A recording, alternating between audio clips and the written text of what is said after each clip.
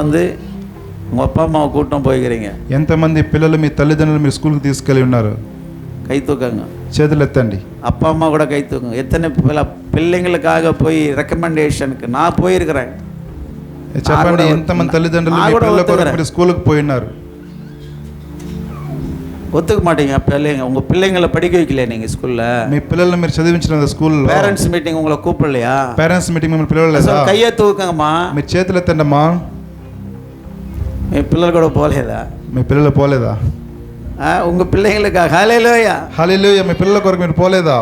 பாருங்க, உலகத்துல చూడండి, ఈ లోకంలో ஒரு సాధారణమైన మనుషునుடைய నియమించే కట్టளைகள், ఒక సాధారణమైన మనుషుడు నియమించిన యొక్క ఆజ్ఞలు, அதுக்கு எவ்வளோ நாம் பயந்து ஓடுகிறோம். దానికి ఎంతో మనం భయపడి పరిగెడుచున్నాం. பணம் கொடுக்குறான், డబ్బులు ఇస్తున్నాడు. வேலை செய்யறவங்கன்னா பணம் கொடுக்குறான், இல்லைன்னா அவன் நமக்கு இன்க்ரிமெண்ட் கட்டை போடும் சொல்லிட்டு ஓடுறீங்க டைமுக்காக. పని చేసేవాడు డబ్బులు ఇస్తాడు కాబట్టి మనం పరిగెడుచున్నాం, లేకపోతే మన ఇన్క్రిమెంట్ కట్ అయిపోతుంది.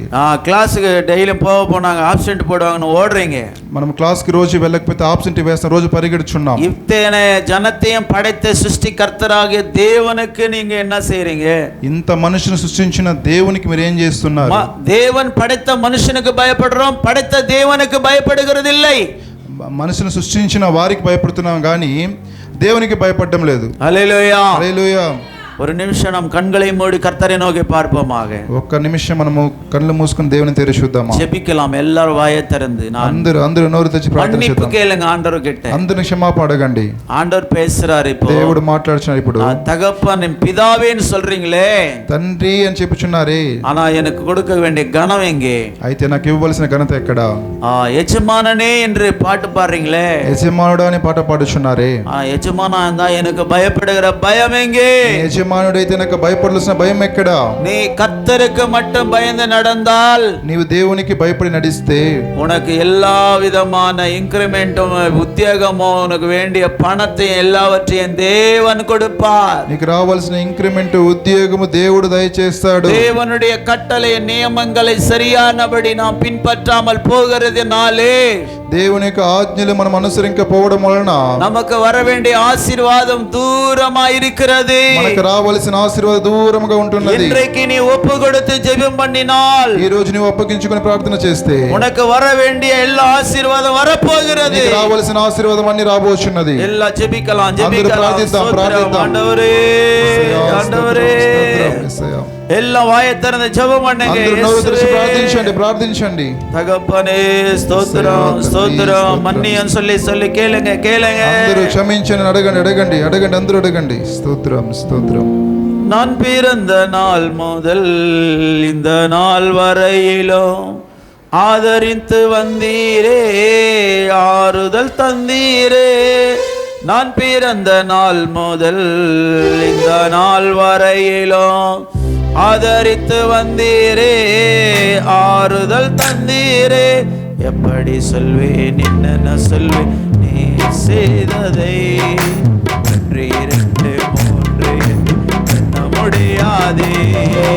எப்படி சொல்வேன், என்னென்ன சொல்வேன் நீ செய்ததை?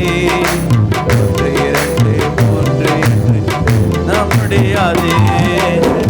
நீங்க மட்டும் இல்லைன்னா நான் சென்றிருப்பேன், எப்படியோ வந்திருப்பேன், மண்ணுக்குள்ள போயிருப்பேன். போயிருப்பா மட்டும் இல்லைன்னா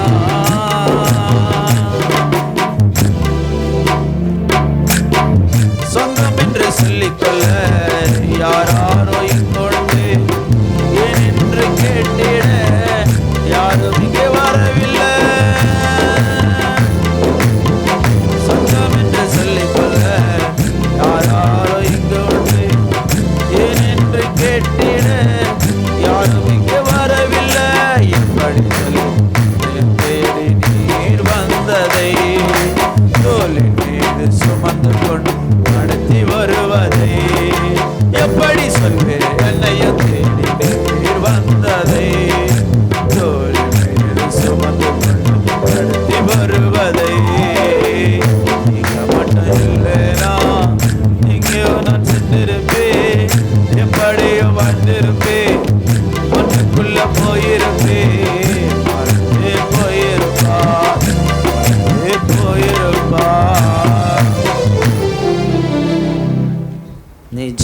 జీవితాన్ని ఒక్కసారి దేవునికి సమర్పించండి. సహోదరి, దేవుడు నీతో మాట్లాడుతున్నాడు.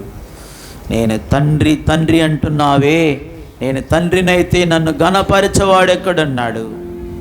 యజమానుడు అంటున్నావు, నేను యజమానుడైతే నాకు భయపడేవాడు ఎక్కడున్నాడు? ఒకసారి మీ జీవితాన్ని పరిశోధించండి.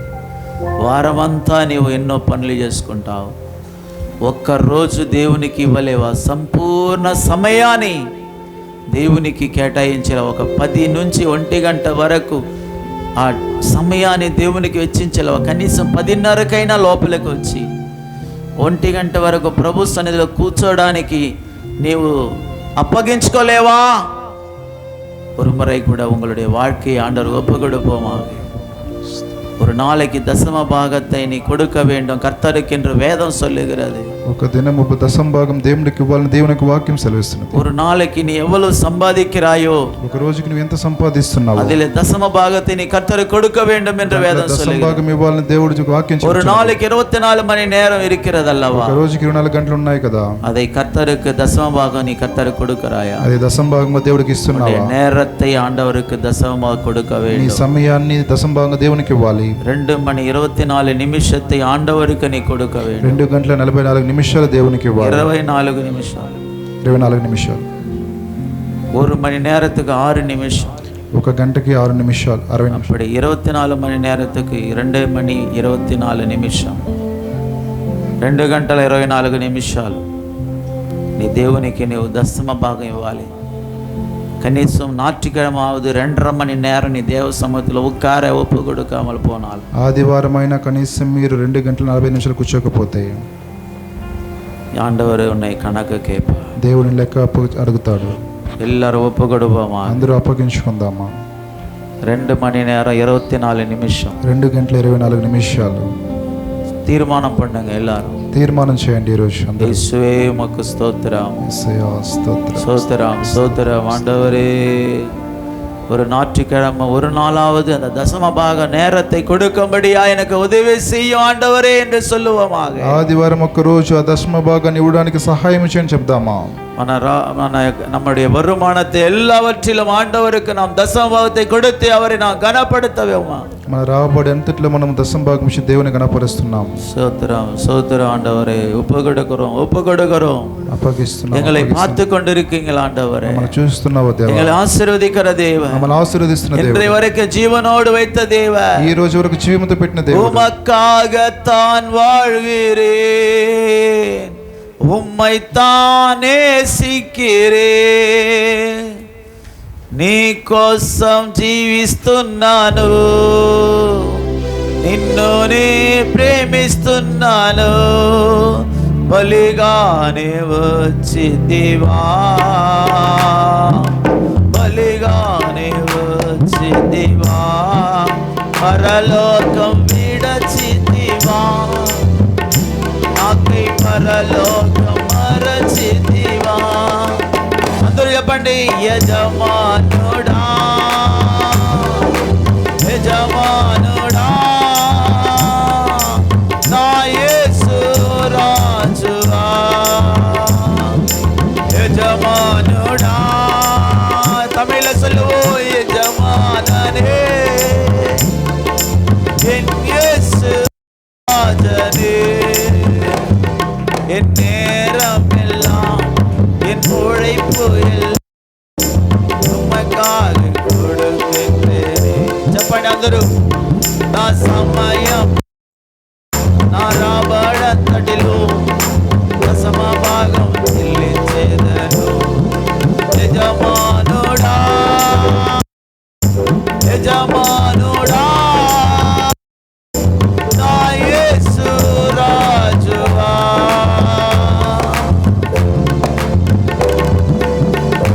ఆమేన్. అందరూ చెప్పండి, యేసు నామములో అడుగుచున్నాము తండ్రి, తీర్మానం చేస్తున్నాము తండ్రి, దశమ భాగం ఇస్తాము తండ్రి, మా రాబడి అంతటిలో 10వ వంతును చెల్లిస్తాము. మాకిచ్చిన సమయములో 24 గంటల్లో 10వ వంతు చెల్లిస్తాము. ஆமென். எல்லாரும் வாயை திறந்து ஸ்தோத்திரம் பண்ணுவோம்.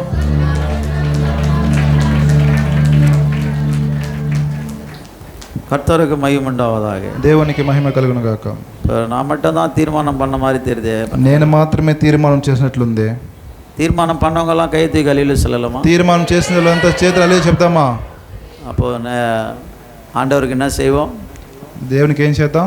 கனப்படுத்தலாம். ఘనం చేద్దాం. கர்த்தரை கனப்படுத்தணும். దేవుని మనం గణపరచాలి. கர்த்தரை మహిమపడతணும். దేవుని మహిమపరచాలి. கர்த்தர் உன்னை நேசிக்கிறார் தம்பி. దేవుడు మనల్ని ప్రేమిస్తున్నాడు తమ్ముడు.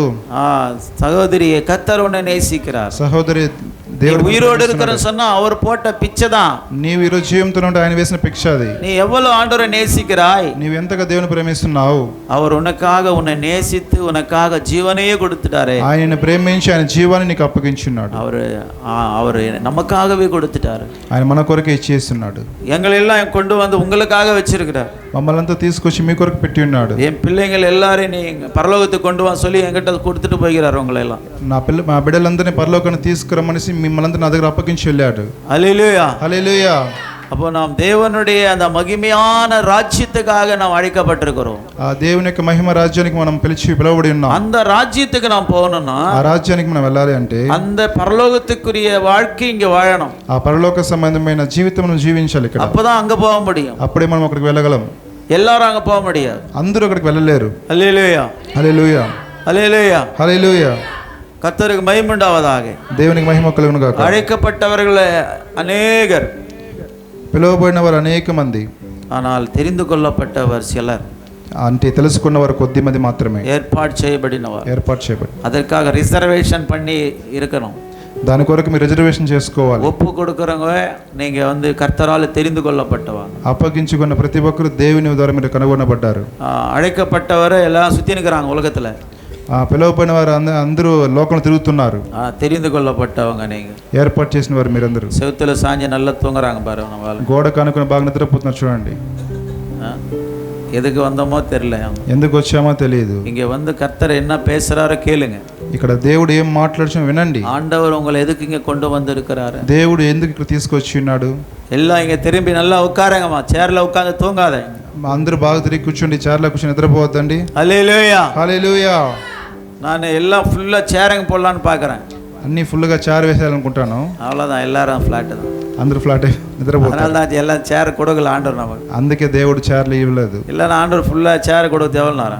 ఆ దేవుడు అన్ని ఫుల్గా చార్ ఇవ్వడానికి ఎంత సేపడుతుంది. நீங்கள் எல்லாம் கரெக்ட் டைமுக்கு வந்தீங்கன்னா, మీరందరూ కరెక్ట్ టైంకి వచ్చారంటే, ஆண்டவருக்காக உண்மையாக இருந்தீங்கன்னா, దేవుని కొరకు నిజంగా ఉన్నారంటే, உங்களுக்கு நல்ல சுகபலன ஆசீர்வாதம் எல்லாத்தையும் ஆண்டவர் கொடுப்பார். దేవుడు మీకు మంచి స్వస్థత బలాన్ని దేవుడు ఇస్తాడు. ஆமென், ఆమేన్. ஃபுல்லாக ஆண்டவர் இப்போ 2 ஏசி இருக்குது. 2 ஏசி பத்த மாட்டேங்குது. ఉన్న 2 ఏసీ సరిపోవడం లేదు. அடுத்தது இன்னும் கனெக்ஷன் எல்லாம் மறுபடியும் மாற்றி மீட்டரெல்லாம் மாற்றி 4 4-வே லைன் எல்லாம் எடுத்து நம்ம பெரிய சபையை மாற்ற போகிறோம். ఈ కనెక్షన్ అంతా మార్చి 4-వే లైన్ వేసి ఈ కనెక్షన్ అంతా మార్చిపోతున్నాం. హల్లెలూయా, హల్లెలూయా. ஆமாம், கர்த்தர் கொடுத்தா இது மொத்தம் அந்த பில்டிங்கை மொத்தம் ஏமி ஃபுல்லாக பெருசாக போடணும். ఆ బిల్డింగ్ మొత్తం పెద్దదిగా లేపబడి మనం వేయబోతున్నాం. ఆమేన్ சொல்லுவோமா? ఆమేన్ చెప్తామా? கர்த்தரால முடியாது ஒன்றும் இல்லை. దేవుని ద్వారా జరిగిన కార్యం ఏది లేదు. இங்கிருந்து கடைசி అంబేద్కర్ బొమ్మ వరకు இந்த సభ பெருசாக దేవుడు అనుకుంటే ఇక్కడ నుంచి అంబేద్కర్ బొమ్మ వరకు దేవుడు పొడిగిస్తాడు. அப்படியே நுழைஞ்சு போய் அங்கே ஓப்பன் ஆகிடும் இடம் நமக்கு. మనం అలా వెళ్తే అన్ని முடியாது. అవుతుందా కాదా? అంబేద్కర్ బొమ్మ కట్టే நம்முடைய వాசல் நிற்கும். అంబేద్కర్ బొమ్మ దగ్గర మన ద్వారం నిలబడుతుంది. உள்ள வந்து வெளியே போன வாசல் நம்முடைய வாசல் அங்கே கேட் அங்கே நிற்கணும். మన లోపల వచ్చి బయట వెళ్తే ద్వారం అక్కడ ఓపెన్ చేయబడుతుంది. அவரால கூடாத ஒன்றுமில்லை. ఆయన ద్వారా జరిగినది ఏ కార్యం లేదు. சொன்னால் ஆகும், கட்டளையிட నిற்கும், జరుగుతుంది. கூடாதது எதுவும் இல்லை, உம்மால் கூடாதது எதுவும் இல்லை. கொயர் எங்க கும்மன் உட்காந்து பார்த்துன்னு இருக்கிறாங்க பாரு. டக்குன்னு எடுத்துன்னு பாட்டு. ஆகாதது எதுவும் இல்லை, உம்மால் ஆகாதது எதுவும் இல்லை, ஆகாதது எதுவும் இல்லை, உம்மால் ஆகாதது எதுவும் இல்லை.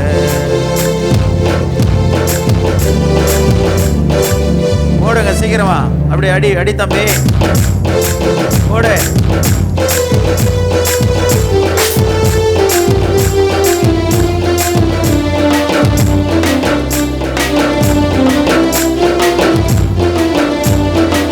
வல்லமைகள்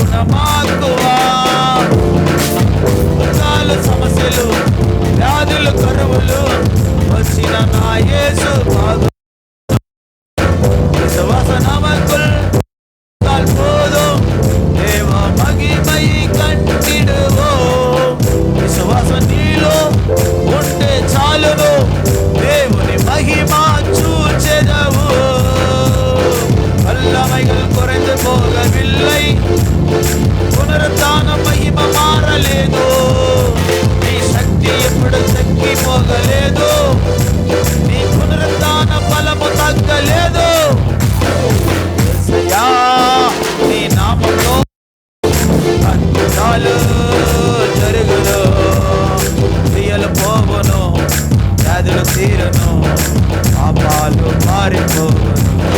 క్రియలు పోవును, వ్యాధులు తీరును, పాపాలు తొలగిపోవును. హల్లెలూయా. பேய்கள் ஓடுது, దెయ్యాలు పరిగెడుచున్నాయి, நோய்கள் தீருது, பாவங்கள் பறந்தோடுது, పాపాలు పరిగెడుచున్నాయి. ஹல்லேலூயா. హల్లెలూయా. அவர் வல்லமையிலே குறைவு கிடையாது. ఆయన శక్తి ఏ మాత్రం కొదవలేదు. உன் விசுவாசம் தான் குறைஞ்சு నీ போயிருக்கு. విశ్వాసమే తగ్గిపోయినది. ஹல்லேலூயா. హల్లెలూయా. எத்தனை பேர் விசுவாசத்துல வளரணும் என்று நினைக்கிறீங்க? ఎంతమంది విశ్వాసంలో ఎదగాలనుకుంటున్నారు? ஹல்லேலூயா. హల్లెలూయా. ஹல்லேலூயா. హల్లెలూయా. பேதுரு சொன்னாரு, పేతురు అంటున్నారు, ஆண்டவரே దేవుడా என்னுடைய விசுவாசம் నా యొక్క విశ్వాసము குறைந்து போகாதபடி అది తగ్గిపోకున్నట్లు எனக்கு ఉదவி చేయను నాకు கேட்டார். సహాయం చేయని అడిగాడు. హల్లెలూయా. హల్లెలూయా. உன்னுடைய விசுவாசம் பெரியதா மாறணும். నీ యొక్క విశ్వాసం పెద్దగా మారాలి. ஹல்லேலூயா. హల్లెలూయా. கடந்த நாட்களில் நம்முடைய மத்தியில பாஸ்டர் அவர் கிறிஸ்டோபர் அவர்கள் வந்தார்கள். చాలా రోజులుగా మన మధ్యలో క్రిస్టోఫర్ పాస్టర్ ఉన్నారు. చాలా రోజులు కాదు, లాస్ట్ 2 times వచ్చిపోయారు. 2 దినాలు. హల్లెలూయా. హల్లెలూయా. ఆమె நல்ல ஜெபிக்கிற மனுஷன், బాగా ప్రార్థించే మనుషుడు. என்னை போல ஒரு இந்தியா குறித்த ஒரு தரிசனம் உள்ள ஒரு நல்ல மனுஷன். మన సేవకుల పోలే ఇండియన్ గురించి దర్శనం కలిగిన ఒక మంచి సేవకుడు. பிரியமானவர்களே, ప్రియమైన వారలారా, நாம் అழைக்கப்பட்டது தேவனுக்காக அழைக்கப்பட்டிருக்கிறோம். మనం పిలువబడింది యేసు ప్రభు కొరకు పిలువబడి ఉన్నాం. அந்த அழைப்புக்கு ஏற்ற பிரகாரம் நாம் வாழ வேண்டும். ఆ పిలుపుకు తగ్గట్టు మనం జీవించాలి. நமக்குள்ள விசுவாசம் உறுதியா நிற்க வேண்டும். మనలో విశ్వాసం వృద్ధిగా నిలబడాలి. அதுக்கு ஜெபிக்கிறவங்க நமக்கு வேண்டும். దానికి ప్రార్థించేవారు మనకు కావాలి. சனிக்கிழமை தோறும், శనివారం మాత్రం, ஒவ்வொரு சனிக்கிழமை ఒక్కొక్క శనివారం உண்மையா நீங்க கர்த்தருக்கு கீழ்ப்படிவீர்களானால், నిజముగా మీరు దేవునికి లోబడినట్లయితే, கர்த்தரை நேசிக்கிற மகனாக மகளாக இருந்தால், నీవు దేవుని ప్రేమించే మనుషుడిగా ఉన్నట్లయితే, மகனாக மகளாக, కుమారుడుగా కుమార్తెగా ఉంటే, சனிக்கிழமை காலை ஜெபம் இரவு ஜெபத்துல வந்து கலந்து கொள்ளுங்க. శనివారం జరుగుతున్న ఉదయ ప్రార్థన రాత్రి ప్రార్థన కలుసుకుంటారు. సాయంకాలத்துல 7-9 வரைக்கும் பரிசுத்தாய் கூட்டம் நடக்குது. శనివారం 7 నుంచి 9 వరకు పరిశుద్ధాత్మ కూడా జరుగుతుంది. ஆனா அடுத்த వారத்துல இருந்து, అయితే వచ్చే వారం నుండి அது 7-9 வரைக்கும் ஒரு பரிசுத்தாய் கூட்டம் நடக்கும். 7 నుంచి 9 వరకు పరిశుద్ధాత్మ కూడా జరుగుతుంది. ராத்திரி 10-12 வரைக்கும், నైట్ 10 నుంచి 12 వరకు நம்முடைய ஞாயிற்றுக்கிழமை ஆராதனைக்காக ஒரு ஜெபம் நடக்கும். ఆదివారపు ఆరాధన కొరకు ఒక ప్రార్థన அதுல జరుగుతుంది. கமிட்டி மெம்பர்ஸ் எல்லாம் வந்து கலந்து கொள்ளணும். వాటిలో కమిటీ మెంబర్స్ అంతా వచ్చి కలుసుకోవాలి. அதுல ஜெபிக்கிறவங்களாம் வந்து ராத்திரி 10-12 வரைக்கும் வந்து ஜெபம் பண்ண வந்துருங்க. ప్రార్థించే వారందరూ 10 నుంచి 12 వరకు జరిగే ప్రార్థనకు எத்தனை వచ్చేసండి. பேர் இந்த 10-12 வரைக்கும் ஜெபிக்க போறீங்களோ, ఎంతమంది 10 నుంచి 12 వరకు ప్రార్థించబోతున్నారో விசுவாசம் பெருக போகுது. వాళ్ళ విశ్వాసం పెరగబోతుంది. அவங்க வாழ்க்கையில் అద్భుతం நடக்க போகுது. వాళ్ళ జీవితాలు అద్భుతాలు జరగబోతున్నాయి. அவங்கள கர்த்தர் எடுத்து இந்த கடைசி கால எழுப்புதலுக்காக பயன்படுத்த போறார். వారందరిని దేవుడు ఈ యొక్క కడవరి కాల ప్రార్థనలో వాడుకోబోతున్నాడు. కடைసి కాల எழுப்புதல், ఈ యొక్క చివరి దినాల్లో ఒక ఉజ్జీవం, అంత్య దినాల ఉజ్జీవం కొరకు వాడబడే పాత్రలుగా మిమ్మల్ని ఎన్నుకుంటాడు. జెబిచాதான் நடக்கும். ప్రార్థిస్తేనే జరుగుతుంది. நீங்க வந்து இங்க இருந்து ஒரு 30-20 கிலோமீட்டர் தூரத்துல இருந்தாக்கா, ఇక్కడ నుంచి 20-30 కిలోమీటర్ దూరంలో ఉంటే, நீங்க சனிக்கிழமை இங்க வந்துடணும். శనివారం ఇక్కడికి వచ్చేయాలి. துணி ஒரு ட்ரெஸ் எடுத்துன்னு வந்துருங்க. ఒక డ్రెస్ తీసుకొచ్చేసండి. నైట్ இங்கே தங்குங்க. రాత్రి ఇక్కడే ఉండండి. 10-12 ప్రేయర్ நடக்கும். 10 నుంచి 12 వరకు ప్రార్థన జరుగుతుంది. அதுக்கப்புறம் சபையில படுத்து ரெஸ்ட் எடுத்துக்கொள்ளுங்க. ఆ తర్వాత మందిరంలో పడుకొని రెస్ట్ తీసుకోండి. அதிகாலை 4 மணிக்கு எழும்பி, ఉదయం 4 గంటలకు లేచి நாம் ஜெபம் பண்ணி ప్రార్థన చేసుకొని, அப்புறம் ஆராதனை 7 மணிக்கு ஆராதన 7 గంటలకు ఆరాధన కలుసుకోండి. హల్లెలూయా. హల్లెలూయా. இப்படி நீங்க செஞ்சு பாருங்க. ఇలా మీరు చేసి చూడండి. நான் வளர்ந்த சபையில, నేను పెరిగిన సంఘంలో நான் சனிக்கிழமை காலையில போயிட்டேன்னா, శనివారం ఉదయం వెళ్ళిపోతే ஞாயிற்றுக்கிழமை மத்தியானம் தான் வீட்டுக்கு வரும். ఆదివారం మధ్యాహ్నం ఇంటికి తిరిగి వస్తాను. அப்படி நீங்க செஞ்சு பாருங்க. అలా మీరు చేసి చూడండి. கர்த்தர் சமூகத்துல ஒரு சனிக்கிழமை நைட்டு உங்க வீட்டுல நல்லா தின்ட்டு தூங்கி நல்ல ஜொல்லு ஒழுகு விட்டு காலையில் 10-11 மணிக்கு 12 மணிக்கு வராங்க பாருங்க. మీరు శనివారం బాగా తినేసి నిద్రపోయేసి జొల్లు కాల్చుకుని ఎంతగా నిద్రపోయేసి లేటుగా వస్తున్నారు చూడండి. రాత్రిలో எவ்வளோ இப்படியா நம்ம வந்தா, ఇలా ఈ విధంగా మనం వస్తే நாம் பிரியமான தேவனுடைய ஆசீர்வாதங்கள், మన యొక్క దేవుని యొక్క ఆశీర్వాదములు நம்முடைய வாழ்க்கையில நாம் பெற்றுக்கொள்ள முடியுமா? మనం మన జీవితంలో పొందుకోగలమా? கர்த்தர் நல்லவராயிருக்கிறார். దేవుడు మంచివాడై ఉన్నాడు. வாழ்க்கையில మన జీవితంలో எவ்வளவு நீங்க ஜெபிக்கிறீங்களோ, ఎంతగా మీరు ప్రార్థిస్తారో, ஆனா நீங்க ஒரு நாள் இன்னைக்கு நீங்க நினைச்சு பார்க்க மாட்டீங்க. మీరు ఈ రోజుని మీరు జ్ఞాపకం చేసుకున్నారు. ஆனா ஒரு நாள் இருக்கும், అయితే ఒక రోజు వస్తుంది, கர்த்தர் என்னை எடுத்துக்கொள்ள போறார். దేవుడిని తీసుకొని పోబోచున్నాడు. அதுக்கப்புறம் அழ போறீங்க எல்லாரும். ఆ తర్వాత మీరు ఏడవబోతున్నారు. அது வரைக்கும் உங்களுக்கு இந்த ஊழியக்காரன் சொல்றது உங்களுடைய மனசுல சரியா தோணாது. అప్పటి వరకు ఈ సేవకుడు చెప్పే మాటలు మీకు ఏది అర్థం కాదు. நாங்க ஆவியில தேவனோடு சொல்ற காரியங்களை உங்களுக்கு சபைக்கு நாங்க சொல்லுகிறோம். దేవుడు ఆత్మదేవుడు చెప్తున్న మాటలు మేము సంఘానికి చెప్తున్నాం. அதை நீங்க கீழ்ப்படிந்து கர்த்தரை நீங்க முழுமையாக நீங்க நேசித்து வருவீர்களானால், ఆ మాటలకు లోబడి దేవుని నిజంగా ప్రేమిస్తూ వస్తే கர்த்தர் உங்களை பெரியாளா மாற்றுவார். దేవుడు మిమ్మల్ని పెద్దవారుగా చేస్తాడు. கர்த்தர் உங்களை வாளாக்க மாட்டார், தலையாக வைப்பார். దేవుడు మిమ్మల్ని తోకగా ఉంచడు కానీ తలగా ఉంచుతాడు. హల్లెలూయా, హల్లెలూయా. நீ கீழாகாமல் மேலாயிருப்பாய் என்று கர்த்தர் కిందవాడుగా కాక పైవాడుగా ఉంటావు. கொலோசியர் 1:24 வாசிப்போமாக. కొలొస్సీయులు 1:20 చదువుదామా? ఆయన యందు సర్వ సంపూర్ణత నివసింపవలనియు ఆయన శిలువ రక్తము చేత సంధి చేసి ఆయన ద్వారా సమస్తమును, అవి భూలోకమందైనను పరలోకమందైనను వాటన్నిటినీ ఆయన ద్వారా తన సమాధానపరచుకొన వలనియు తండ్రి అభిష్టమాయను. 1:23-24. ఇప్పుడు కొలొస్సీయులు 1:24. ఇప్పుడు మీ కొరకు నేను అనుభవించిన శ్రమల యందు సంతోషించుచు సంఘము అను ఆయన శరీరము కొరకు క్రీస్తు పడిన పాటలలో కొదువైనను వాటి యందు నా వంతు నా శరీరమందు సంపూర్ణము చేయుచున్నాను. హల్లెలూయా, హల్లెలూయా. நல்ல இந்த வசனத்தை கவனிச்சு பாருங்க. అందరూ ఈ వాక్యాన్ని గమనించి చూడండి. இப்பொழுது நான் உங்கள் நிமித்தம் அனுபவிக்கிற பாடுகளில் ఇప్పుడు మీ కొరకు అనుభవిస్తున్న శ్రమలు సంతోషం అடைந்து సంతోషంతో கிறிஸ்துனுடைய உபத்திரவங்களிலே క్రీస్తు యొక్క పాటలలో குறைவானதை அவருடைய சரீரமாகிய சபைக்காக కొదువైన వాటి యందు నా వంతు శరీరమందు என் மாம்சத்தில் நிறைவேற்றுகிறேன். నా శరీరమందు సంపూర్ణం చేయుచున్నాను. அப்போஸ்தலன் பவுல் இந்த வார்த்தையை சொல்லுகிறார். అపోస్తలుడైన పౌలు ఈ మాటలు అంటున్నాడు. என்னுடைய சரீரமாகிய சபையா இருக்கிற என் சபைக்காக, నా శరీరమైన ఈ సంఘం కొరకు கர்த்தராகிய இயேசு கிறிஸ்து விட்டு போன பாடுகளிலே குறைவா இருக்கிற கதை, దేవుడు విడిచిపెట్టిన శ్రమల్లో కొదువై ఉన్నటువంటి, క్రీస్తు విడిచిపోయిన శ్రమలలో కొదువుగా ఉన్న వాటిని என்னுடைய శరీరத்திலே நிறைவேற்றுகிறேன். నా శరీరమందు నెరవేర్చుచున్నాను. హల్లెలూయా, హల్లెలూయా. இந்த வார்த்தை யார் சொல்ல, எத்தனை பேர் சொல்ல முடியும்? ఈ మాటలు ఎంతమంది చెప్పగలరు? యేసు క్రీస్తువానவர் நம்முடைய శరీరத்தை மீட்டெடுக்கும்படியாக, యేసు ప్రభువారు మన శరీరాన్ని పైకెత్తడానికి, విమోచించడానికి, இந்த நம்முடைய மீட்பை ஆண்டவர் கொடுப்பதற்காக, మన విమోచన ఇవ్వడానికి அவருடைய శరీరத்தை அவர் அந்த பயங்கரமான பாடுகளுக்கு ஒப்பு கொடுத்தார். ఆయన భయంకరమైన శ్రమలకు అప్పగించుకున్నాడు. நாம் பாவம் செய்தோம் இந்த శరీరத்திலே, మనము పాపం చేసాం ఈ శరీరంలో. இந்த శరీరం நாம தான் அதுக்கு தண்டனை அனுபவிக்க வேண்டும். ఆ యొక్క పాపమును బట్టి మనమే దండన అనుభవించాలి. శిక్ష அந்த தண்டனையை நாம் தான் அனுபவிக்க வேண்டும். ఈ శిక్షను మనమే అనుభవించాలి. ஆனா இயேசு கிறிஸ்துவானவர் அவருடைய శరీరத்திலே நம்முடைய పాపங்களுக்காக பாடுகள் பட்டார். అయితే యేసు ప్రభువారు మన పాపాలను బట్టి ఆయన శిక్ష అనుభవించాడు. அவர் శరీరத்தில் వారిனால் అడిக்கப்பட்டது. ఆయన శరీరము కోడలతో కొట్టబడింది. அவருடைய சரீரம் கிழிக்கப்பட்டது. ఆయన శరీరం చీల్చివేయబడింది. அந்த பாடுகளை, ఆ శ్రమలను என் శరీరத்திலே, నా శరీరములో நான் பூரணப்படுத்துகிறேன், నేను సంపూర్ణం చేస్తున్నాను அப்படின்னு பவுல் சொல்லுகிறார். అని పౌలు చెప్తున్నాడు. அவர் சொல்வது மட்டுమல்ல, ఆయన చెప్పేది కాదు గాని நாமும் கூட சொல்லணும் பிரியமானவர்களே. మనం కూడా చెప్పాలి ప్రియమైన వారలారా. நாம் தேவனுடைய காரியத்துக்காக வெட்கப்படாத ஒரு நல்ல போர் சேவகனாய் நிற்க வேண்டும். ఆయన సిగ్గుపడినంతగా మనం ఎదురించి నిలబడాలి.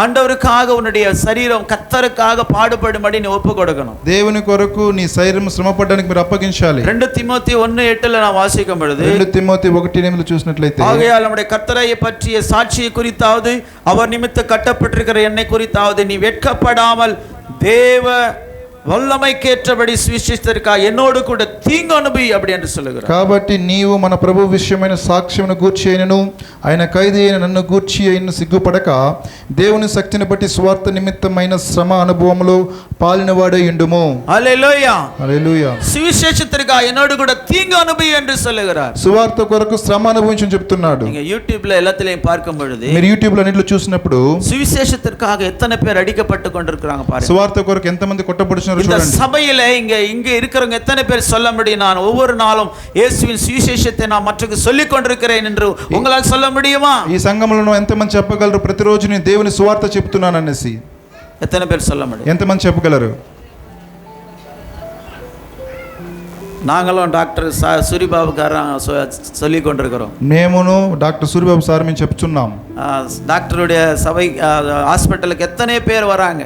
డాక్టర్ గారి హాస్పిటల్కి ఎంతో మంది వస్తున్నారు. அவங்களுக்கு எல்லாம் நாங்க டெய்லியும் ஜெபம் பண்ணி நாங்க சுவிசேஷம் சொல்லி கொண்டிருக்கிறோம். వారి కొరకు మేము ప్రార్థన చేసి ప్రతిరోజు సువార్త చెప్తున్నాం. உண்மையிலே அருமையான டாக்டருக்காக கை தட்டுங்க எல்லாரும். డాక్టర్ కొరకు మనం చప్పట్లు కొడదాం. அவர் கர்த்தரால் தெரிந்து கொள்ளப்பட்ட ஒரு பாத்திரமா இருக்கிறார். ఆయన దేవుని ద్వారా తెలిపబడిన ఒక పాత్రగా ఉన్నారు. அவரை வச்சு அநேக தேசத்திலிருந்து ஜனங்க அவர்கிட்ட வராங்க பாருங்க. ఆయన ద్వారా అనేక ప్రదేశాల నుండి జనాలు వస్తున్నారు. அவர் தைரியமா கிறிஸ்டியன் ஹாஸ்பிடல் வச்சிருக்கார் போர்டு. ఆయన ధైర్యంగా క్రిస్టియన్ హాస్పిటల్ బోర్డు పెట్టి ఉన్నాడు. எல்லாரும் பஸ்ல ஏறினா, అందరూ బస్సులో ఎక్కితే, நான் பஸ்ல ஏறினா, నేను బస్సులో ఎక్కితే எங்க இந்த டர்னிங்ல ஒரு ஹாஸ்பிடல் இருக்காங்க நிறுத்துங்கன்னு சொன்னா, అక్కడ ఒక టర్నింగ్ హాస్పిటల్ నిలపడని చెప్తే, அதாவது అమెరికన్ హాస్పిటల్ சொல்றாங்க. వాళ్ళు అంటారు అమెరికన్ హాస్పిటల్ అంటారు. హల్లెలూయా హల్లెలూయా. அது அமெரிக்கன் கிறிஸ்டியன் ஹாஸ்பிடல் அப்படின்னு பஸ்காரன் கேக்குறான். అమెరికన్ క్రిస్టియన్ హాస్పిటల్ బస్సులో అడుగుతున్నాడు.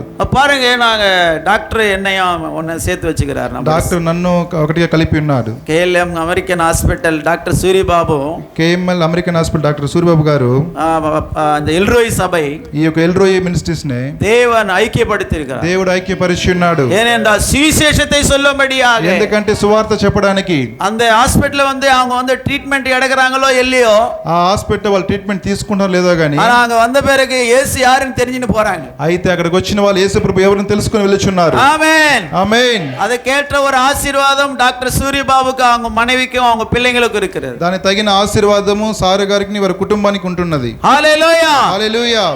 கர்த்தருக்கு மகிமை உண்டாவதாக. దేవునికి మహిమ కలుగును గాక. పౌలు சொல்லுகிறார், పౌలు అంటున్నారు, நான் தேவனுடைய வல்லமைக்கேற்ற பிரகாரமாக, దేవుని యొక్క శక్తి ప్రకారముగా நான் சுவிசேஷத்தை சொல்லி அந்த தீங்கு நான் அனுபவிக்கிறேன். నేను సువార్తను ప్రకటించి దానికి రావాల్సిన శ్రమను అనుభవిస్తున్నాను. హల్లెలూయా. హల్లెలూయా. நிறைய பேர் பரிசுத்தாவில் நிரம்பி நல்ல கை தட்டி அந்நிய பாஷை பேசுறீங்க. చాలా మంది పరిశుద్ధాత్మతో నింపబడి అన్ని భాషలు మాట్లాడుచున్నారు. எதுக்காக அந்த వల్లமை உனக்கு கொடுக்கிறார் தெரியுமா? ఎందుకొరకు ఆ శక్తి ఇస్తున్నాడు తెలుసా? நல்ல வாயை திறந்து சண்டை போடுறதுக்கு அல்ல, బాగా నోరు తెరిచి జగడమాడడానికి కాదు, தெருவில் சண்டை போடுறதுக்கு இல்ல, వీధిలో జగడమాడడానికి కాదు, பிரியமானவர்களே வேலை ஸ்தலத்துல போய் மற்றவங்களோட சண்டை போடுறதுக்கு இல்ல, ప్రియమైన వారా మీరు పని చేస్తున్న స్థలంలో జగడమాడడానికి కాదు, బలం வச்சுக்கின்னு போய் நல்ல கஷ்டப்பட்டு சம்பாதிக்கிறதுக்கு அல்ல, బాగా బలం పొందుకొని సంపాదించడానికి కాదు. அது ஒரு பக்கம் இருக்கும். అది ఒక పక్క ఉంటుంది. நீ வாழ்த்து பிழைக்கிறதுக்கு ஏற்ற பிரகாரமான ஒரு வேலை செஞ்சு ஏதோ ஒரு வியாபாரம் செஞ்சு நீ பிழைக்கணும். నీవు జీవించడానికి ఏదో ఒక పని చేసుకుని వ్యాపారం చేయాలి.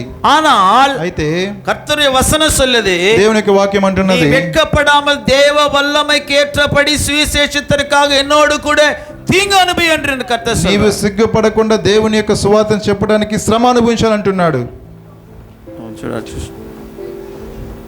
హల్లెలూయా. హల్లెలూయా. அப்ப வல்லமை எதுக்கு ஆண்டவர் கொடுக்கிறாரு? శక్తిని దేవుడు ఎందుకు ఇస్తున్నాడు? சுவிசேஷத்தை தைரியமா சொல்லணும். సువార్తను ధైర్యంగా చెప్పడానికి. அதான் ஆண்டவர் பவுல் சொல்றாரு, అందుకే పౌలు అంటున్నాడు, இந்த சரீரத்துல ఈ శరీరములో నేను ஆண்டவர் விட்டு போன அந்த பாடுகளை நான் சுமக்கிறேன். దేవుడు విడిచిపెట్టిన శ్రమలను నేను అనుభవిస్తున్నాను. அப்பதாங்க ஆண்டவர் எங்க போனார் அங்க நீ போக முடியும். అప్పుడే అండి దేవుడు ఎక్కడికి వెళ్ళాడు అక్కడికి వెళ్ళగలరు. கிறிஸ்தவன் என்று சொல்லிக்கொண்டு, మీరు క్రైస్తవులను చెప్పుకొనొచ్చు, நான் కర్తరుடைய పిల్ల என்று சொல்லிக்கொண்டு, నేను దేవుని పిల్లలను చెప్పుకొనొచ్చు, உன்னுடைய శరీరத்தை నీ శరీరాన్ని పాపத்துக்கு ஒப்புకొடுத்து, పాపానికి అప్పగించుకొని, అన్యాయத்துக்கு ఒప్పుకొடுத்து, అన్యాయానికి అప్పగించుకొని, ஆண்டவருக்கு பிரியமில்லாத வாழ்க்கை வாழ்ந்து దేవునికి ప్రియమైన జీవితం లేకుండా அப்படி జీవిపేయాனால், అలా జీవించినట్లయితే ஆண்டவர் போயிருக்கிறதானே దేవుడు వెళ్ళినటువంటి அந்த சியோனுக்கும் ఆ సియోనుకు, அந்த எருசலேமுக்கும் యెరూషలేమునికి நாம் போய் சேர முடியுமா? మనం వెళ్ళి చేరగలమా? அடுத்த வசனத்தை நாம் பார்க்கிறோம். ఇంకో వాక్యాన్ని మనం చూద్దాం. நம்முடைய இந்த காலத்திலே நாம் ஆண்டவருக்காக சில பாடுகள் பட சிரமப்பட வேண்டும், ஆண்டவருக்காக சகிக்க வேண்டும் என்று இந்த வசனங்கள் நமக்கு சொல்லுகிறது. ఈ దినాల్లో మనం దేవుని కొరకు శ్రమ పడాలని ఈ వాక్యం చెబుచున్నవి. அடுத்து ரோமர் 5ஆம் அதிகாரம் 3ஆம் வசனத்தை வாசிக்கும் பொழுது, రోమ 5వ అధ్యాయము அது 3వ వాక్యం. மாத்திரமல்ல, நான் படிக்கிறேன், எல்லாரும் அடுத்து தெலுங்குல படிங்க. அது மாத்திரமல்ல, உபத்திரவம் பொறுமையும், பொறுமை பரீட்சையும், பரீட்சை நம்பிக்கையை உண்டாக்குகிறது என்று நாங்கள் அறிந்து உபத்திரவங்களிலேயும் மேன்மை பாராட்டுகிறோம். అంతేకాదు శ్రమ ఓర్పును, ఓర్పు పరీక్షను, పరీక్ష నిరీక్షను కలుగుచేయని ఎరిగి శ్రమల యందు అతిశయపడుదుము. హల్లెలూయా, హల్లెలూయా. ఉపద్రవத்திலே మేన్மை పారాட்டுங்க. శ్రమలో నీవు మేలుని పొందండి. మేలు కాదు, అతిశయం పొందాలి. 4వ వచనం పడబా. 6వ వచనం. శ్రమల యందు అతిశయపడుతున్నాము లేదా? తెలుగులో చదవండి. శ్రమ యందు అతిశయపడుదుము. అదే. హల్లెలూయా, హల్లెలూయా. அப்ப உபத்திரவத்திலே நாம் மேன்மை பாராட்ட வேண்டும். శ్రమ యందు మనం అతిశయపడాలి. ஒரு கஷ்டம், ஒரு பாடு, ஒரு உபத்திரம் வந்ததுன்னா, ఒక కష్టము, ఒక శ్రమ మనకు వచ్చినట్లయితే அதுல இருந்து நீ தப்பிச்சுன்னு போவான்னு நினைக்காதீங்க. దానిలో నుంచి తప్పించుకోవాలనుకోవద్దండి. அதுல நீங்க వచనం சொல்லுது, దాంట్లో వాక్యం அந்த అంటున్నది, உபத்திரவத்துல பொறுமை வேண்டும். ఆ శ్రమలో మీకు ఓర్పు కావాలి. அந்த பொறுமையிலே உங்களுக்கு பரீட்சை இருக்கும். ఆ యొక్క ఓర్పులో మీకు పరీక్ష ఉంటుంది. அந்த பரீட்சை உங்களுக்கு நம்பிக்கை உண்டாக்கும். ఆ పరీక్ష మీకు నిరీక్షణ కలుగజేస్తుంది. హల్లెలూయా, హల్లెలూయా.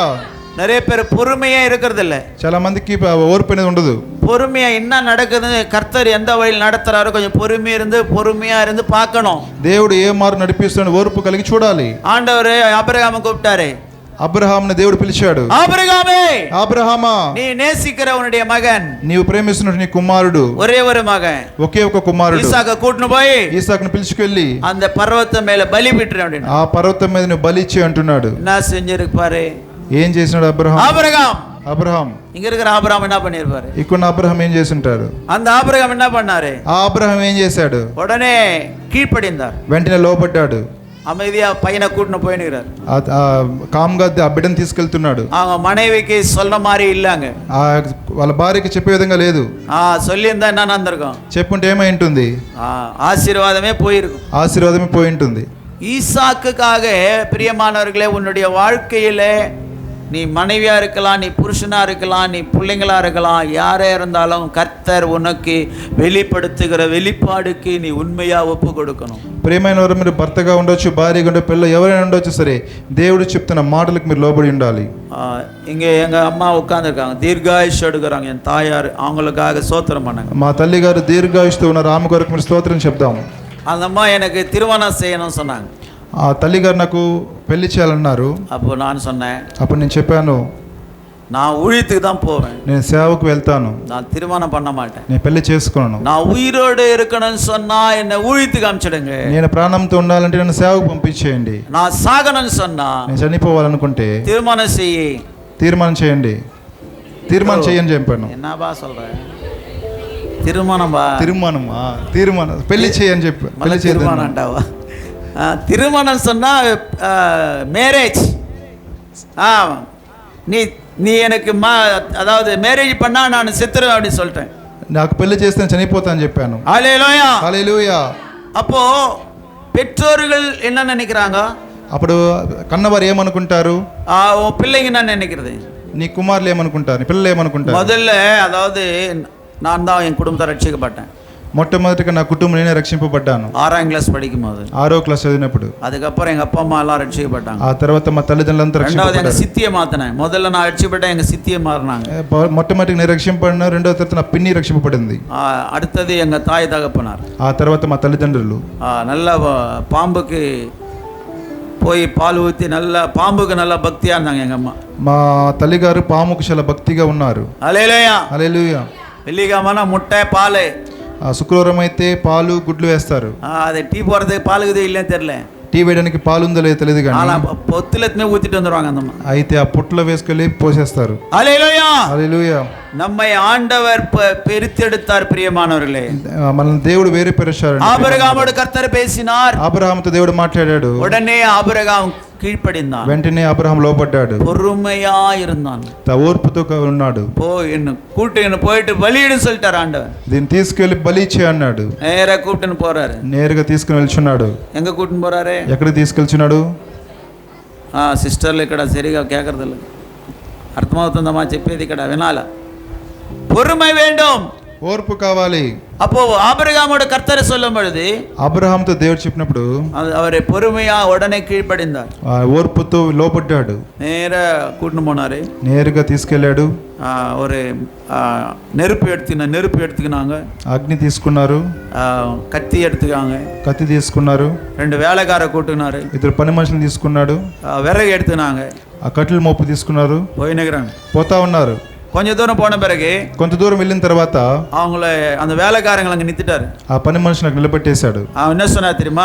వాళ్ళు ఏం చెప్పారు తెలుసా? நானும் என் மகனும் போயிட்டு నేను నా కుమారుడు వెళ్ళేసి நாங்க தேவனை ஆராதனை செய்து திரும்பி வருகிறோம்னு சொன்னாங்க. దేవుణ్ణి ఆరాధించేసి మేము తిరిగి వస్తాము. விசுவாசம் பாருங்க. 22ஆம் அதிகாரத்தை எடுத்துக்கொள்ளுங்க. ఆదికాండం 22వ అధ్యాయం తీసుకుందాం.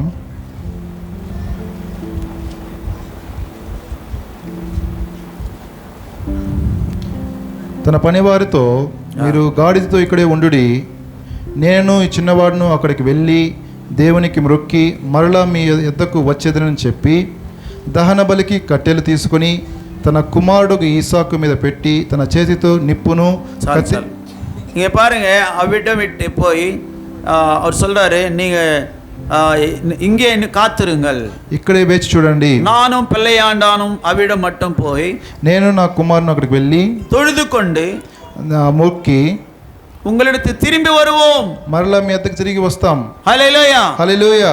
அந்த விசுவாச వార్తகள் పారుங்க. ఈ యొక్క విశ్వాస మాటలు చూడండి. நீங்க கூட உங்க வாழ்க்கையில మీరు కూడా మీ జీవితంలో என்ன நடக்க போகுதுன்னு சொல்லி ఏం జరగబోతుందో అనేసి, தம்பி என்ன நடக்குதுன்னு தெரியல, செல்ல பார்க்காத, తమ్ముడు ఏం జరుగుతుందో తెలియదు, சொல்றதை கேட்கணும். என்ன நடக்க போகுதுன்னு சொல்லி கர்த்தர் சொல்றதுக்கு மட்டும் கீழ்ப்படிந்தா போதும். ఏం జరగబోతుందో అని దేవుడు చెప్పే మాటలు ஆண்டவருக்கு நீ கீழ்ப்படிந்து ஆண்டவர் சொல்றதை கேட்ட பொறுமையா போகணும். దేవుడు చెప్పే మాటలు లోబడి మీరు ఓర్పుతో వెళ్ళాలి. அவர் சொல்லியிருக்கலாம், ఆయన చెప్పిండొచ్చు, ஆண்டவர் சொல்லிட்டாரு, దేవుడు చెప్పేశాడు, நானும் என் மகனும் போறோம், నేను నా కుమారుడు వెళ్తున్నాం, அவனை அங்க வெட்டி போட்டு அவனை அங்க பலி கொடுத்துட்டு வர போறோம்பா, என்ன பண்றது அப்படின்னு சொல்லிக்கலாம். அவர் అక్కడే బలి చేసి వస్తానని చెప్పిండొచ్చు. ஆனா அவர் சொல்றாரு, ఆయన అంటున్నాడు, நானும் என் பிள்ளையாண்டானும் నేను నా కుమారును அவ்விடம் விட்டு போய் అక్కడికి వెళ్ళి தொழுது கொண்டு మొక్కి உங்களிடத்தை திரும்பி வருவோம், మీ వద్దకు మరలా తిరిగి వస్తాం. ஹல்லேலூயா, హల్లెలూయా. என்கிட்ட ஆண்டவர் சொன்னாரு நினைச்சுக்க, దేవుడు నా యొద్ద చెప్తే என் பையனை கூட்டின்னு போவேன், నా కుమారుని తీసుకెళ్తాను, என்ன திருப்பி படகு வச்சு எனக்கு போட்டு வந்துடும். சொல்லு చెప్పయ్యా, నన్ను పడుకోబెట్టేసి వాడు పరిగెత్తి వచ్చేస్తాడు. பலி என்னதான் கொடுப்பாரு, బలి నన్నదా ఇస్తాడు. இப்ப இருக்கிற பிள்ளைங்க எப்படிதான் எல்லா தாய் தகப்பங்கிட்ட ఇప్పుడున్న పిల్లలు అలాగే ఉంటున్నారు తల్లిదండ్రులు ఎదుట. జాన్ మోసే அவங்க பையனை கூட்டின்னு போறாரு, జాన్ మోసెస్ గారు వారి పిల్లలు వాళ్ళ కుమారుని తొలికెళ్ళాను అనుకోండి, கையை காலை கட்டி அவரை படக்க வச்சிருவாங்க நம்ம பசங்க, కాళ్ళు చేతులు కట్టి అతన్ని పడుకోబెడతారు. ஆனா ஈசாக்கு பாருங்க, అయితే ఈసాకు చూడండి, அவன் கர்த்தருக்கு கீழ்ப்படிந்தான், దేవునికి లోబడ్డాడు. அங்க பாருங்க, ஆபிரகாம் என் மகனே, అక్కడ చూడండి, అబ్రహాం నా కుమారుడా, ஈசாக்கு தகப்பன ஆபிரகாம் நோக்கி என் தகப்பனே என்றான். அதற்கு அவன், என் மகனே, 7ஆம் வசனம், இதோ இருக்கிறேன். அப்பொழுது அவன், இதோ நெருப்பும் கட்டையும் இருக்கிறது, దహన బలికి ఆட்டுకుట్టి எங்கே என்று கேட்டான். ఈసాకు తన తండ్రి అయిన అబ్రహాముతో నా తండ్రి అని పిలిచాను. అందుకు అతడు ఏమి నా కుమారుడా అనెను. అప్పుడు అతడు నిప్పును కట్టెలను ఉన్నవి గాని దహన బలికి గొర్రెపిల్ల ఏది అని అడుగగా, அதற்கு ஆபிரகாம், అందుకు అబ్రహాము, என் மகனே, నా కుమారుడా, தேவன் நமக்கு దహన బలికాన ఆட்டுకుట్టిயை பார்த்துக் கொள்வார், దేవుడే దహన బలికి గొర్రెపిల్లను చూచుకొని చెప్పాను. அதுக்கு தான் அந்த இடத்துக்கு யெகோவா ஈரே என்று பெயர் வந்தது. అందుకే ఆ స్థలానికి యెహోవా ఈరే అని చెప్పబడుచున్నది என்றான். அப்போ இருவரும் கூடி போனார்கள். అప్పుడు ఇద్దరు కూడి వెళ్ళారు అక్కడికి. கர்த்தரே దహన బలికాன ఆட்டுకుట్టిயை பார்த்துக் கொள்வார், దేవుడే దహన బలి కావలసిన గొర్రెపిల్లను చూచుకుంటాడు. நீங்க உங்க குடும்பத்துல మీరు మీ కుటుంబంలో ఏదెல்லாம் தீமையா நடக்க போகுதுன்னு நினைக்கிறீங்களோ, ఏది మీకు చెడుగా జరుగుతుంది అనుకుంటారో அப்படியே நடந்துரும். అలాగే జరుగుతుంది. நீங்க அப்படி நினைக்காதீங்க. మీరు అలా అనుకోవద్దు. இப்ப எங்க வீட்டுக்காரர் என்ன திட்டுறாரு, என்ன அடிக்கிறாரு நினைச்சீங்களா? మీ యొక్క భర్త తిడతాడు, కొడతా అనుకోండి, அவரை பத்தி என்ன போய் சொல்றது நீங்க? ఆయన గురించి మీరు ఏం చెప్తారు వెళ్ళేసి? இவன் மாறவே மாட்டான், వీడు మారనే మారడు, இவன் என்ன அடிச்சுன்னு தான் இருப்பான், వీడిని కొడుతూనే ఉంటాడు, இவங்கிட்ட நான் வாழ்க்கையை நடத்த முடியாது, వీడి దగ్గర నాకు జీవితాన్ని సాగించలేను, இப்படி சொல்லக்கூடாது. ఈగో చెప్పకూడదు. எங்க வீட்டுக்கார் நல்லவர், నా యొక్క భర్త మంచివాడు, அவர் என்னை நல்ல அன்பா வச்சு பாதுகாப்பார், ఆయన ప్రేమతో నన్ను చూసుకుంటాడు, பூலே வச்சு பாதுகாப்பார், పువ్వులో పెట్టి చూసుకుంటాడు அப்படின்னு நீங்க విశ్వాసமா சொல்லி பாருங்க. అలా మీరు విశ్వాసంతో చెప్పి చూడండి, அவர் அப்படியே மாறிடுவார். ఆయన ఆ విధంగా మారిపోతాడు. மாத்துறது அவருங்க, நீ அல்ல. మార్చేది దేవుడని, మీరు కాదు. நீ நினைக்கிற மாதிரி நடக்க ஆண்டவரே இந்த குடிகாரனா மாத்த ஆண்டவரே சொல்லி சில பேர் ஜெபம் பண்ணுவாங்க. அப்படிலாம் చాలా మంది ప్రార్థన చేస్తారు, ఈ తాగుబోతుని మార్చండి అనేసి. நீ ஜெபம் பண்ற முறையே சரி கிடையாது. నువ్వు ప్రార్థన చేసే పద్ధతే బాగలేదు. நீ என்ன சொல்லணும்? విశ్వాసமா, నీ విశ్వాసంతో ఏం చెప్పాలి? என்னுடைய கணவனாரை, నా యొక్క భర్తను நான் ஒரு பரிசுத்தமான புருஷனாய் பார்க்கிறேன், పరిశుద్ధమైన భర్తగా నేను చూస్తున్నాను அப்படி நீ ஜெபம் பண்ணி பாரு. ఆ విధంగా నువ్వు ప్రార్థన చేసి చూడు, நீ நினைக்கிற மாதிரி உன் கணவனார் மாத்திடுவார். నీవు అనుకున్న విధంగా నీ భర్త మారుతాడు. ஆண்டவரே என் மனைவி ஒரு மகிமையான ஊழியத்தை செய்கிற ஒரு நல்ல ஊழியக்காரியா நான் பார்க்கிறேன்னு சொல்லி பாருங்க. அம்மா ஐயா மாருங்க. ఇక్కడున్న భర్తలందరూ మా యొక్క భార్య పరిశుద్ధంగా సేవ చేసే ఒక స్త్రీ అని మీరు అనుకొని చూడండి. அப்படியே உங்க வீட்டுக்காரம்மா மாத்திடுவாராங்க. ఆ విధంగా మీ భార్యని మార్చేస్తారు దేవుడు. ஐயோ இந்த புள்ளை எத்தனால சொன்னால இது கீழ்ப்படி மாட்டேன், அடங்காத ஆங்காரம் புச்சுனாகறானே. అయ్యో ఈ బిడ్డ ఎన్నిసార్లు చెప్పినా మారు మనసు పొందలేదే, అహంకారిగా ఉన్నాడే అనుకోండి, చెప్పండి అనుకోండి. అహంకారం புச்சுதான் சுத்தின்னு இருப்பான். మీరు అలా చెప్తే వాడు అహంకారిగానే ஆண்டவரே என் மகன் ஒரு ஊழியக்காரனா நான் பார்க்கறேன் ஆண்டவரே. ప్రభువా నా కుమారుని ఒక సేవకుడిగా చూస్తున్నాను. என் மகனை நீ ஒரு நல்ல ஊழியக்காரனா மாத்துறதுக்காக ஸ்தோத்திரம். ప్రభువా నా కుమారుని ఒక మంచి సేవకునిగా మార్చబోతున్నందుకు స్తోత్రం. வசனத்தை கையை ஆண்டவர் கிட்ட கொடுக்கணும்.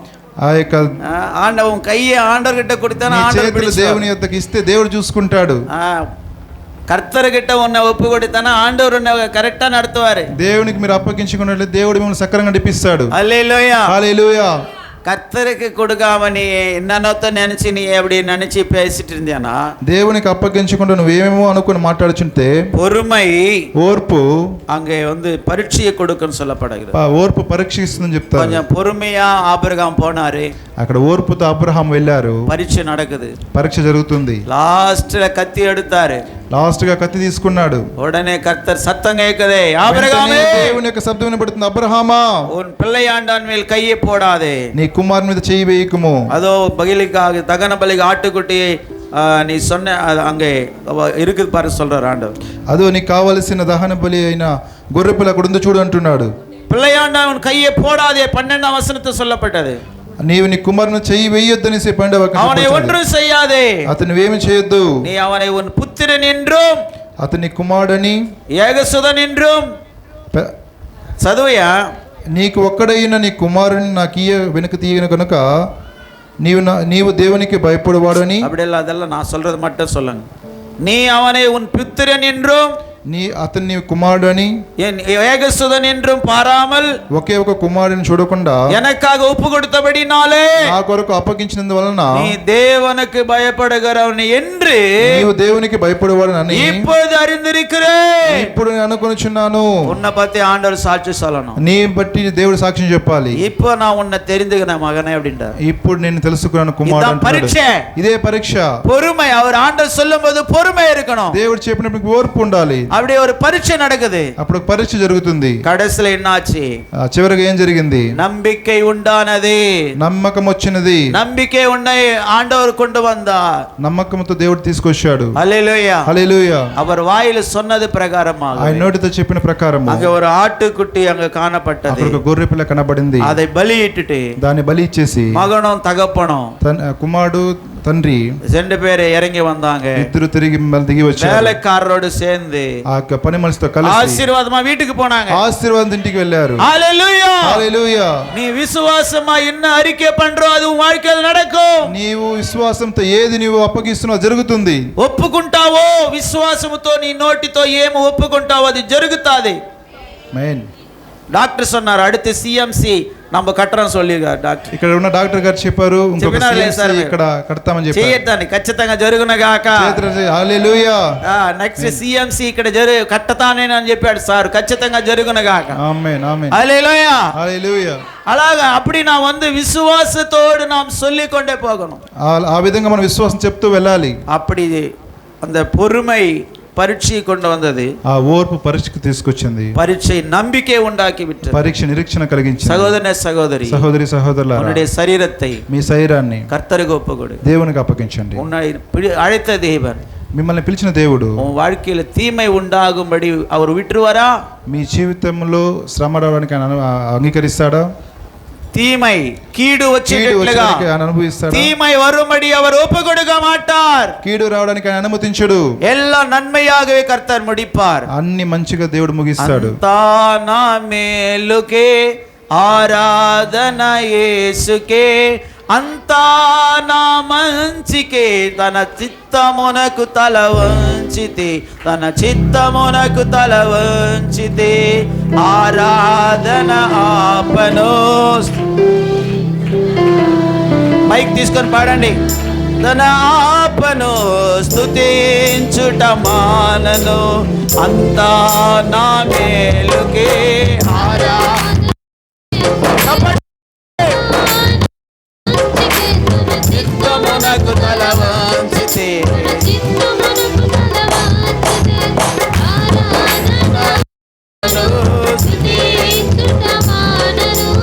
ఆరాధన ఆపను, స్తుతించుట మానను, స్తుతించుట మానను. నేనెల్లప్పుడూ యెహోవాను స్తుతించెదా, నిత్యము ఆయన కీర్తి నా నోట ఉండు. యెహోవాను సన్నుతించెదా, నిత్యము ఆయన కీర్తి నా నోట ఉండు. అంతా మేలుకే, ఆరాధన యేసుకే, మంచికే, తన చిత్తమునకు తల వంచితే, తన చిత్తమునకు తల వంచితే. హల్లెలూయా. అందరూ కళ్ళు మూసి తల ఉంచి దేవుని వైపు చూద్దాం. ఎంతవరకు నీ జీవితంలో నువ్వు శ్రమ వచ్చినప్పుడు ఓర్పు కలిగి ఉన్నావు?